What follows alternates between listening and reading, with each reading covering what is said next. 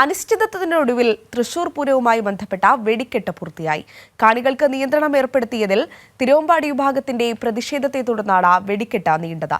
അതേസമയം തൃശൂർ പൂരത്തിന്റെ പകൽപൂരം ആരംഭിച്ചിട്ടുണ്ട്. വിവരങ്ങളുമായി ഉമേഷ് ചേരുകയാണ്. ഉമേഷ്, ഇനി പകൽപൂരത്തിന്റെ സമയമാണ്. വർണ്ണാഭമായ വെടിക്കെട്ടിന് ശേഷം പകൽപൂരം ആരംഭിച്ചിരിക്കുകയാണ്. ഇനി ഏറ്റവും മനോഹരമായ കാഴ്ച എന്ന് പറയുന്നത് തിരുവമ്പാടിയും പാറമേക്കാവും ഉപചാരം ചൊല്ലി പിരിയുന്ന ഒരു കാഴ്ചയാണ്. അതിനുവേണ്ടിയുള്ള കാത്തിരിപ്പിലാണ് പൂരപ്രേമികൾ.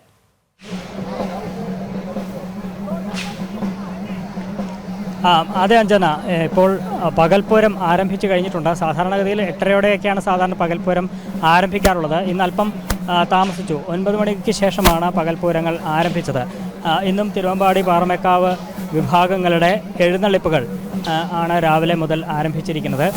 ഇതിൽ നായക്കനാൽ ഭാഗത്ത് നിന്ന് തിരുവമ്പാടി വിഭാഗത്തിൻ്റെ എഴുന്നള്ളിപ്പും മണികണ്ഠനാൽ ഭാഗത്ത് നിന്ന് പാറമേക്കാവ് വിഭാഗത്തിൻ്റെയും എഴുന്നള്ളിപ്പുകൾ ഈ ശ്രീമൂലസ്ഥാനത്തേക്ക്, അതായത് വടക്കുന്നാഥ ക്ഷേത്രത്തിൻ്റെ പടിഞ്ഞാറേ നട, ആ ഭാഗത്തിനാണ് ശ്രീമൂലസ്ഥാനം എന്ന് പറയുന്നത്. ഇവിടേക്ക് എഴുന്നള്ളിപ്പായി വരും.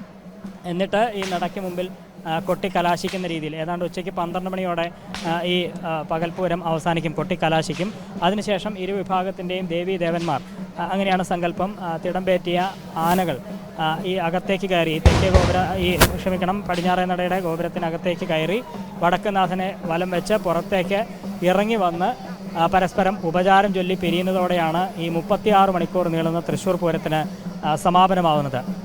ഇത് സാധാരണത്തിൽ ഞാൻ നേരത്തെ സൂചിപ്പിച്ചു, 8:30യോടെയാണ് സാധാരണ ഈ പകൽപൂരങ്ങൾ ആരംഭിക്കുക. പക്ഷേ ഇന്ന് അല്പം താമസിച്ചു. അതിന് കാരണം വെടിക്കെട്ട് ഉൾപ്പെടെ നടക്കാൻ വൈകുന്ന ഒരു സാഹചര്യമുണ്ടായി. രാത്രിയൊക്കെ ഉണ്ടായ ചില പ്രശ്നങ്ങളുടെ ഭാഗമായി, ചില ആശയക്കുഴപ്പങ്ങളുടെ ഭാഗമായി വെടിക്കെട്ട് നീണ്ടുപോകുന്ന സാഹചര്യമുണ്ടായി.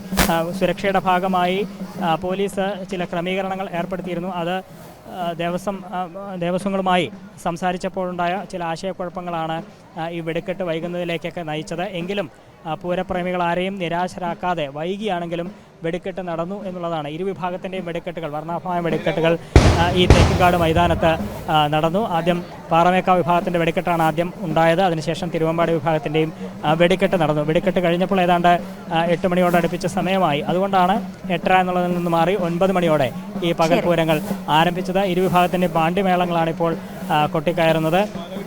ഇന്നലത്തെ പോലെ കിഴക്കോട്ട് അനിയന്മാരാർ തന്നെയാണ് പാറമേക്കാവ് വിഭാഗത്തിന് പ്രമാണിയാകുന്നത്.